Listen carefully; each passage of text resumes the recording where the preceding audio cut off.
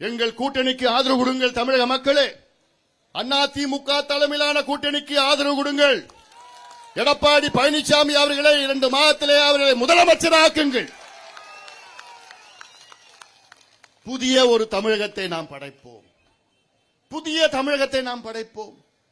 பெண்களுக்கு பாதுகாப்பு, குழந்தைகளுக்கு பாதுகாப்பு, மான மரியாதை, சுயமரியாதையுடன் நாம் வாழ்வோம்.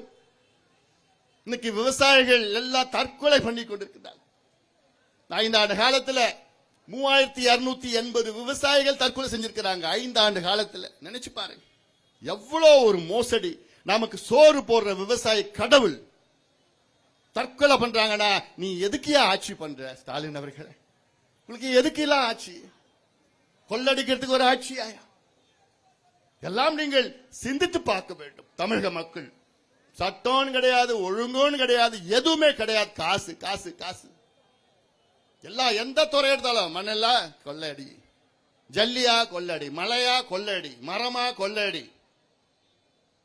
நகராட்சியில் வேலையா கொள்ளடி, டிரான்ஸ்பரா கொள்ளடி, ரோடா கொள்ளடி, பிரிட்ஜா கொள்ளடி, டாஸ்மார்க்கா கொள்ளடி, இப்படி எல்லாத்துலயும் கொள்ளையோ கொள்ளடிச்சு எவ்வளவு தெரியுமா? இந்த 5 வருஷத்துல கொள்ளடிச்சிருக்காங்க திமுக 6 லட்சம் கோடி ரூபாய்.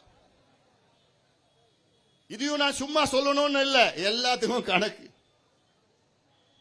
இதெல்லாம் இந்த அறப்போர் இயக்கம் அது போன்ற இயக்கங்கள்லாம் இருக்கிறாங்க.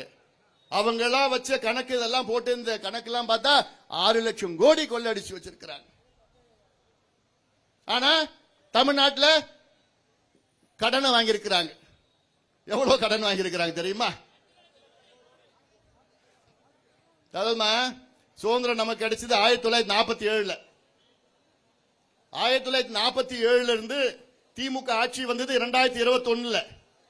அந்த 47 இருந்து 21 வரைக்கும் சராசரியா ஒரு 74 ஆண்டுகள்ல தமிழ்நாட்டுடைய மொத்த கடன் 4,56,000 கோடி. மொத்தத்தில் அங்க அப்ப வாங்கினது எல்லாமே சேர்ந்து, அது இந்த கடன் நேரடி கடன், அட்மினிஸ்ட்ரேட்டிவ் டெப்ட்ஸ் சொல்லுது. நேரடி கடன் 4,56,000 கோடி.